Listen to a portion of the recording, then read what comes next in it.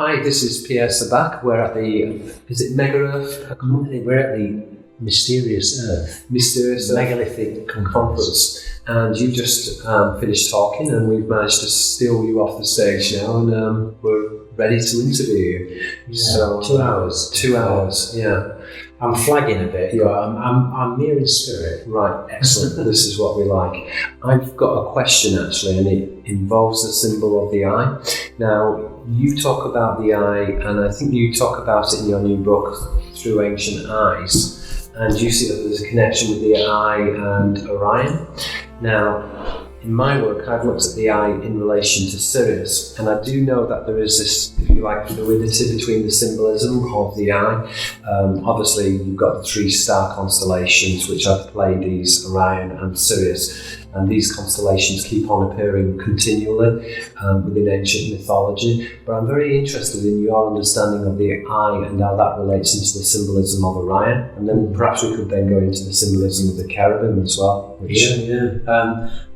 I don't disagree with you. I think the eye is a universal symbol that has appeared in Freemasonic symbolism. It's in alchemy. It's in, all of those things. It's in ecclesiastical imagery. But what I was interested in was that it became something that we know as the eye of providence. Yes, of fate. And it kind of ties in with some of the things I was talking about, which, from what I can see, is this idea of the all-seeing eye being connected to providence and fate, and to quite possibly the pineal gland as well, in the skull. I can see that connection. And I saw it from what I was looking at as a reference to an area within the Orion Nebula, which is triangular.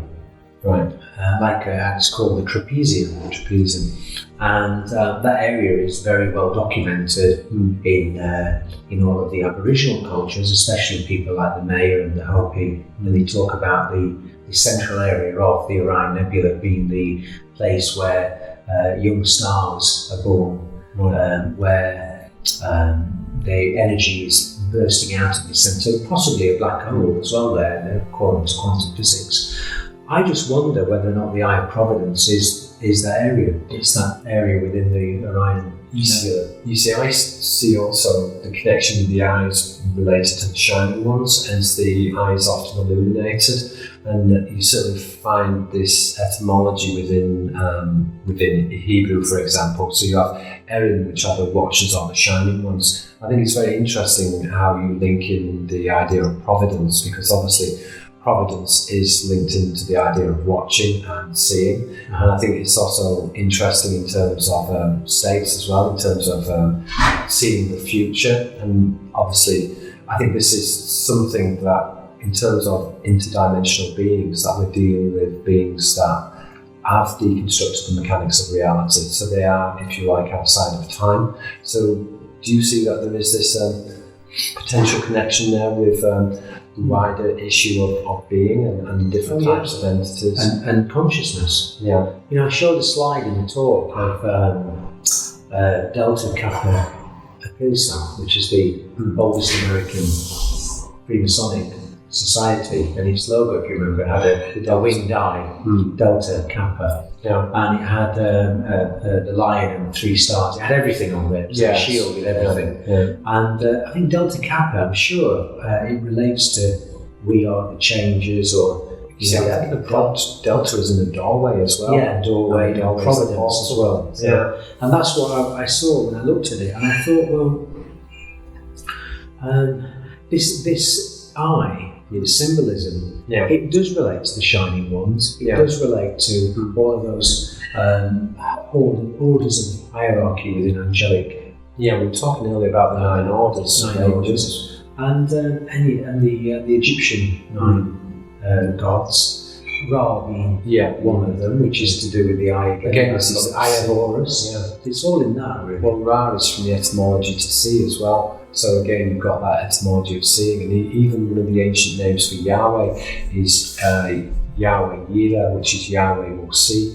The etymology of Yira is coming from the word Ra, which is the stem to see. Yeah. So I think that's interesting how there is this, if you like, this etymological connection between Yahweh and this idea of seeing. But that actually goes into... It doesn't end with Orion, you see. No, talking about the Orion symbolism, I think that if you look at this kind of understanding of, not like a hierarchy, but the idea of consciousness manifesting itself in different ways. In different guises.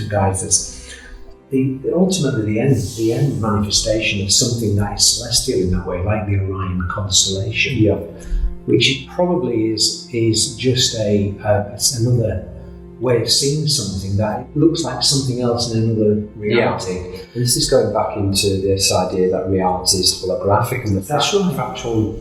And I think the demiurge, in the Gnostic sense, is the creator of everything that is the Orion constellation and all the other stuff besides. Yeah. So, in one of my paintings, the demiurge is holding this starman, this Adam Cadman being born. Right. The ancient man. The ancient human, or the man of light, or stellar man. But let's not get too carried away with man, because it also means the fact that it's a human, as in terms of, and it could be androgyny as well. Right. However, in my idea of it, Eve, the biblical Adam and Eve sense, was around before. Right. And we're looking at the symbol of the chimera. Do you think that the chimera is also connected to the demiurge, which is represented as the serpent and the light? I think that's like a virus. I see it's like a computer virus, right. And I think that that virus is something that's spread through our consciousness. Right, because I see it as in my interpretation also, I see that there's the corruption of the anthropos, which were the three races, and I think that this actually came about through the combining of the different races. So you have, for example, the human, or the proto-human, then you have the serpent, and then you have the jinn, which is this psychic race as well. And there was some kind of fundamental corruption. And I think that's like what you're saying, that goes into the demiurge. It also goes into the chimera as well, because with the symbolism of the chimera, you've got the goat. Now the goat is an ancient etymology related to the Pleiades, but then you've got the lion, which can be connected to Orion, and that etymology between Ryan and Orion and lion. And then you've also got the serpent, which would represent Sirius, the shining ones as well, which again is represented as the shining. So you've got the three there. You've got the three all merged together. But those kind of symbols are also coming together with the demiurge as well. The Demos Ergos, or the public craftsman. And myself, I see that the public craftsman at one level, and we're talking about here at multiple levels, but the public craftsman is a genetic engineer of man. But also, the extension of that is that this is the engineer of the physical world as well, which is linked into the mistake. I mean, how do you see that in terms of the traditions of the Aeon and the manifestation of reality? You mean the mistake? Well, the mistake. Yeah. I'm not so sure whether there was a mistake. Yeah, because I suspect also that this is, for me, this is the best version of the physical universe that we can have. And actually, when we look at the universe in terms of suffering, people say, oh, it's terrible, there's all this suffering. It's not. Suffering is like 0.0000 with a trillion nods. Right? It's infinitesimal. The problem is that as a human being, we just tend to look at it from our very finite perspective. Yeah, I think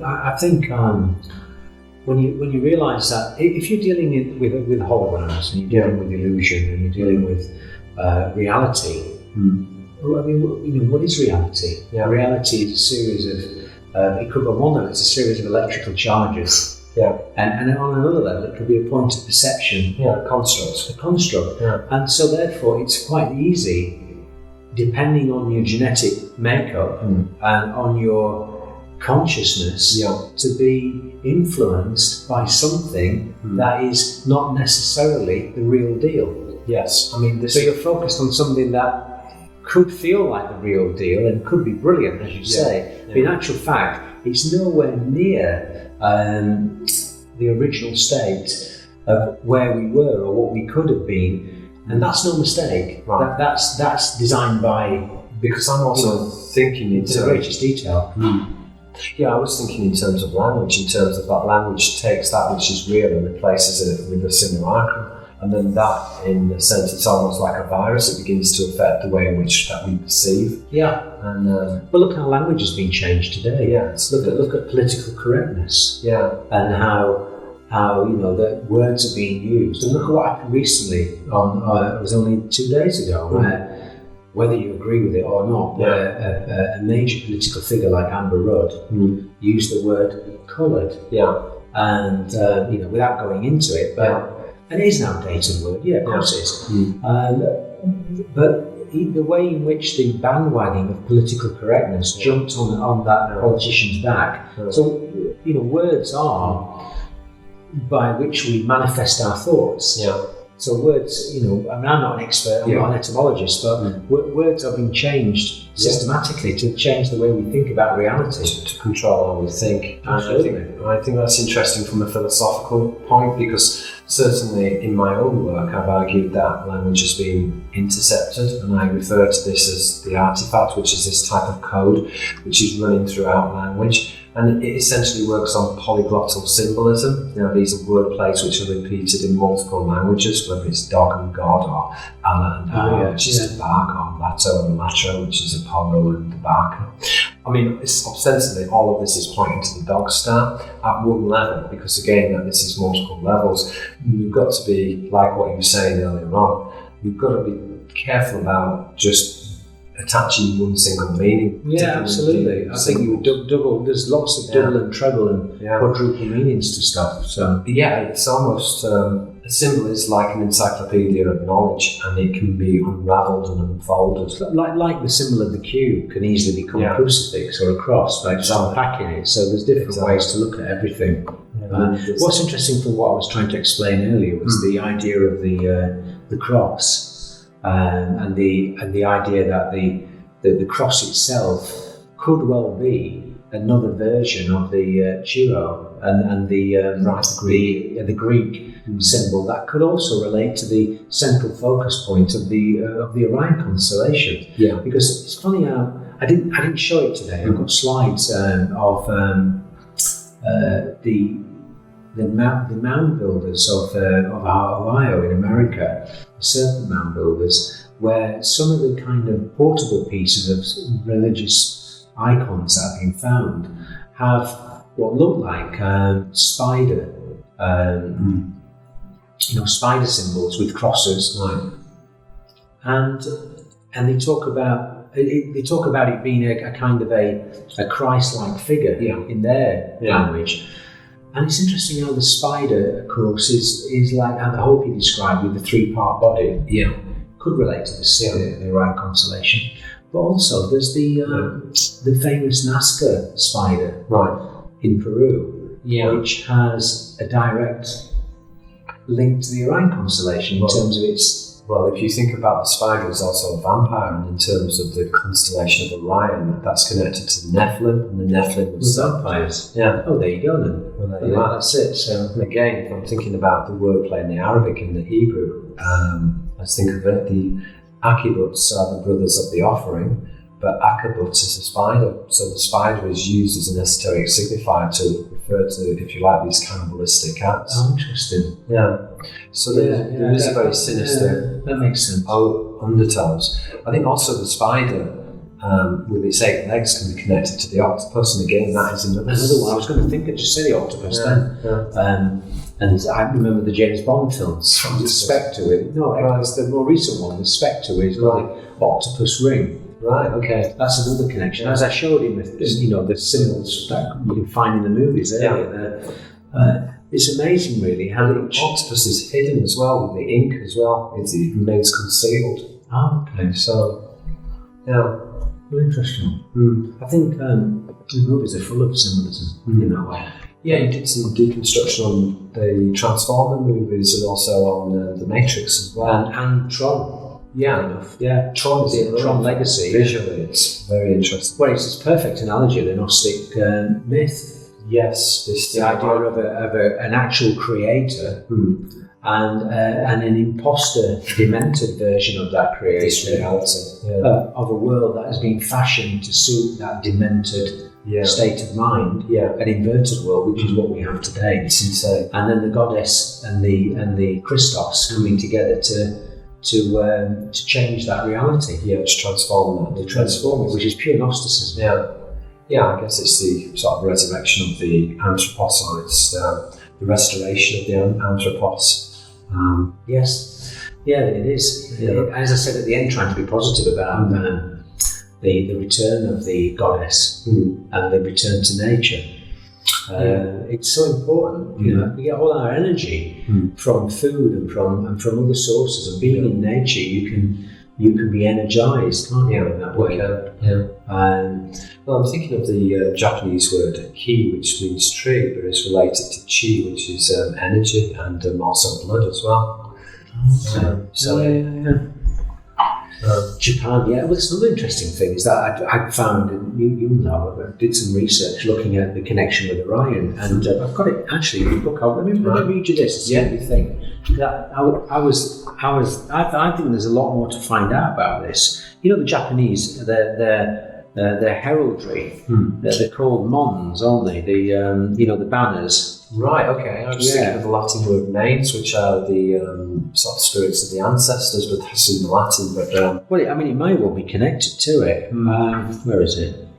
I know the Japanese word nazo means mystery, and I think that's kind of interesting when you're going back into the Semitic languages with the priests. The nazai and nazar, which is to consecrate through bloodline, which were this separate priesthood. Oh, okay. Which would relate to Nasi, which is a leader, hence the word Nazi, which they were drawing upon this occult tradition. That makes sense. This is what I wanted to show you. Right.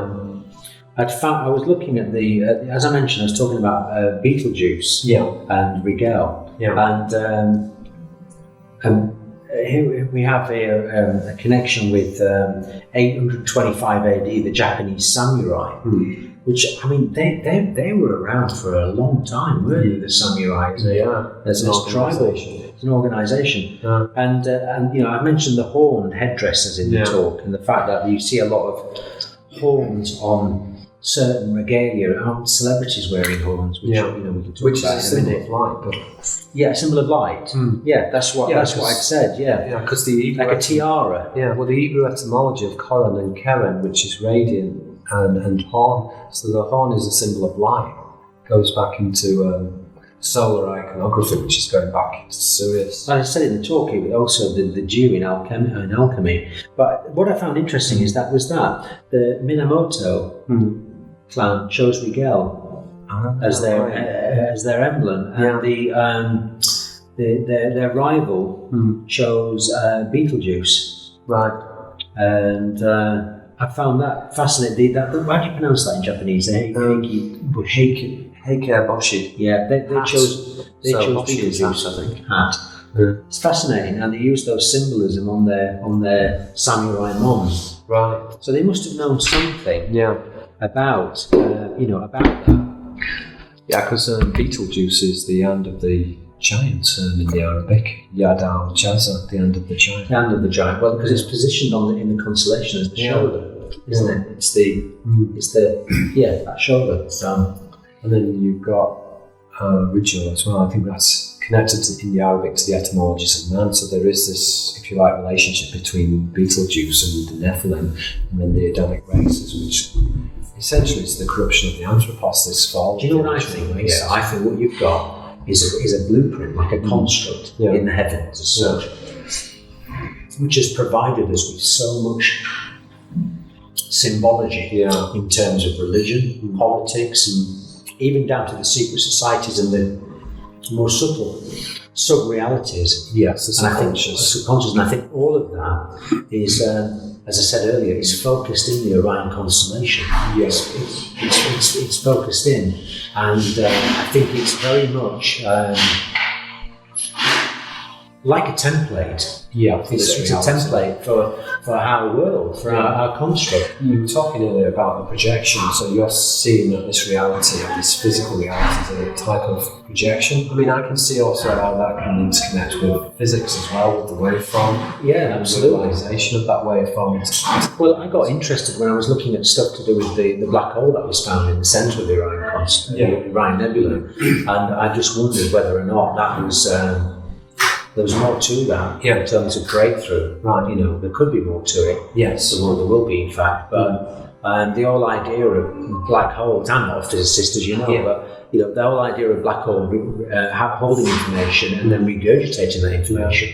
Yeah, Hopkins talked about that, didn't he? In terms of that, there's this new theory now with the black holes. If you got swallowed into a black hole, you'd be stretched, but then you would be reconstituted at the other end. That energetic information would be reconstituted. So if there is a black hole in the Orion constellation, like we say, in the Orion Nebula, then what's at the other end? What is that? And I think this idea about this transferal of information between different universes or different veils is another idea. I think the eye's at the other end. You know, the eye of providence looking through, projecting, the projector eye in that way.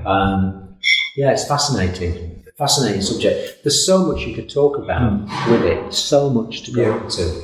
Yeah, and I'm writing this book. You know, as you know, I told you I'm writing this book for.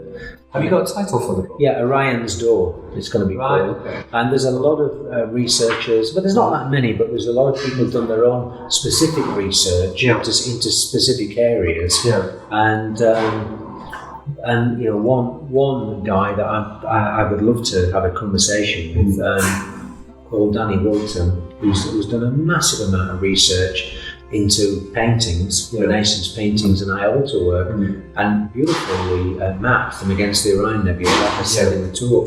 I think his work is phenomenal, and it's groundbreaking. And I think, from what I could see of the imagery, is this superimposing, isn't it, of paintings or images. I think it's he calls it mapping.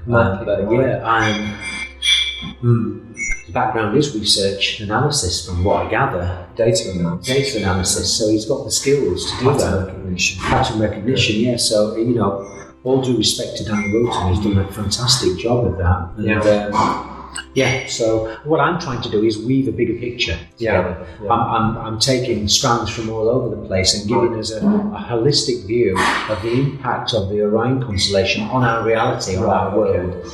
From the alignments of the pyramids through to the understanding of deeper symbolism, right through to politics. You know, I mean, I've seen researchers, as I said in the talk, researchers that looked at, you know, that we talked about red and blue, as I mentioned in the talk. And now some people have said it relates to solar and lunar, and it does on one level, of course it does.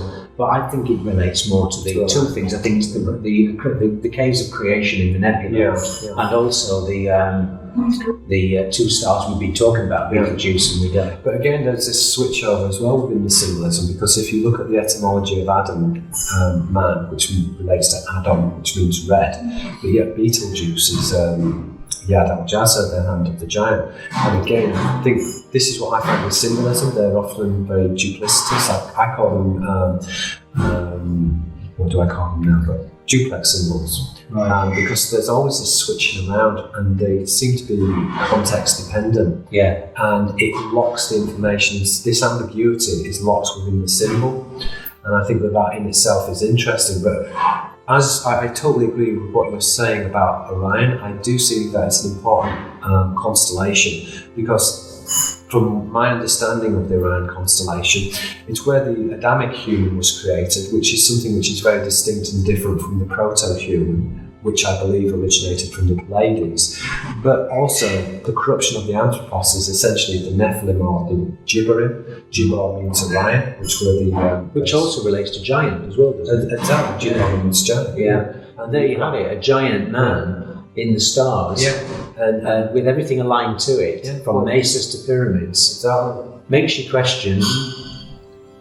As we've been saying at this conference, it makes you question who and what actually made a lot of these alignments on Earth. It has to have been the giants. The giants. The Nephilim or Nephilia, which is Orion again. Going back, you could just imagine giants like, you need 4 giants lifting 1 stone, don't you? Yeah. So it would be the equivalent of, I don't know, 1,000 men or something. In terms of, I keep thinking of those cartoons as a kid now, the Arabian Nights, size of an elephant. You know that.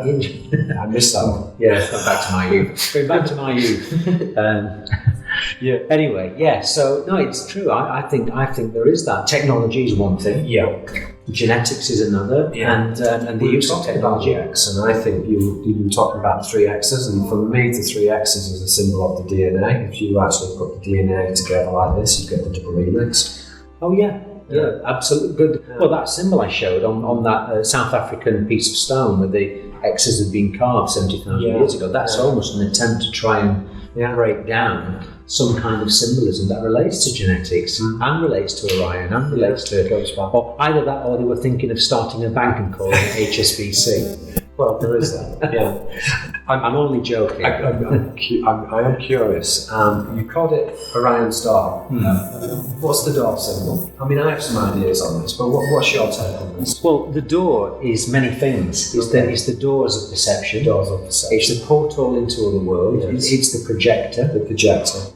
It's also a time frame and a period whereby which things go from one phase to another. So I'll give you an example. If you look at the way in which we move in terms of the Earth, apparently around the Sun and the angle of the equator and all the rest of it, this period where Orion rises coincides in the north with our entering into this underworld, into the subterranean world, the spirit world, the Halloween, and into Saturnalia. That's a doorway. Yeah, that's a portal again. So there's many levels to the doorway. Yeah. So you're drawing, therefore, the connection with Saturnalia as well. It comes into it. There's a clear, for me, as I showed in the lecture, there's a clear connection between Saturn and Orion.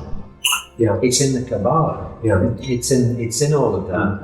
Because I'm thinking about in terms of the Titan, one of the Greek words for one of the Greek words for Satan is Titan, and it's very close to Titan. Titan, yeah. So then the giants again. The giants, which, and again, Saturn and the outer planets of the so-called structure of the solar system, the Plutos and the Saturns and I hate to say this, and Uranus. They are the personification. They could be personified as Titans. Yes, they are the Titans. That's what they are. They're the archons at one level. These personifications. That's it. And as I said in the talk, why would a planet? Why does a planet have to just look like a planet? Why can't it look like something else on another level of reality? Yeah, and you was like a winged creature, or I'm thinking of Cassiel, the so-called spirit, and the spirit of Saturn, and these angels and orders of angels, the archangels, and there's a list of 7 archangels. 7 archangels, I can't remember, but there's a list of archangels that are associated with anthropomorphic creatures, from dragons to lions and things like that, oxes and this is all about. Not only is this about the narrative and the myths, and the energy. It's about how systems are trying to be described in a language which was of that era when they were describing those. Today we can talk in terms of energy, can't we? We can talk in terms of Berkeley currents and energy fields. But you were also talking about in terms of our shapes manifesting rocks, so that they're anthropological. How energies can make rocks. Look at those rocks I showed in the slide, the ones where you had what look like phallic symbols. I mean, the wind and the rain hasn't made those, and I doubt some Peruvian sculptures decided to make a giant Venus, one day out in the middle of nowhere. It's been created by forces. And again, this suggests this holographic nature, this undercurrent, or this consciousness which runs throughout nature. This I think super consciousness. Yeah, things can shift. It is super consciousness, but how things can shift so dramatically and so quickly. How consciousness can reshape reality. Right, in a literal sense. In a literal sense, yeah. I mean, if you think about how you can grow and your body can change. Yeah. However, your who you are as a spirit doesn't necessarily change. Yeah, exactly. It just adapts with the body as it grows. There's that which is immovable, which is unchanging, and then there is that which changes. So you asked the question: why does the body change, and why doesn't the spirit change? You know, where does the spirit come from, and where does the body come from? We know the body is biological, we know there's genetics, but there's got to be another force at work. And do you see the spirit as a projection from a different universe? I see this. I go with the Gnostic understanding of the spirit being something that's above and beyond the illusion, the veil, the boundary, as they called it. I think there's 3 categories, and I showed a slide where it showed you the spirit, the body, and the spirit, the soul, and the body. I think the spirit is the essence, the light, the connection to our infinite potential. And I think the soul is something that can be utilised, can be trapped and recycled. And the body is what the body is. It's born of flesh is flesh in that sense. You see, I see the spirit as the breath, which is the logos, which is the word, which is the vibration or the resonance. It's almost the wave pattern where I see that that's right. soul, I agree. Yeah, that's it. The soul is manifested as the light, and that, in a sense, it has an eternal quality, but it is also individuated at a level which is the body. That's right. It is. It's getting nearer and nearer to something that is. It's the stage. How would you get to go from spirit to body directly? I mean, you'd have to have something in between. But the Gnostics would talk about perhaps that the body would be darkness in some respects, but the body can be illuminated with knowledge with this. The Gnostics talked about nous, didn't they? This mind. The mind, and I think that's where which connects to pneuma. That's where the soul. That's where. Well, I think that's where the soul and the spirit connect. They interconnect. That's where they do etymologically. Oh, there you go. That's it. Yeah, good. No, it's been a good day, hasn't it? It's been. It has. It's been fantastic, and shall we get a drink? Yeah, let's have a drink of water. Just before we go, I just would like to advertise Neil's book because it is absolutely fantastic. This book. I read this book many years ago, but it has been updated, and there's lots of new information, particularly on Orion. So if you're interested in, it's got a brand new chapter in it as well.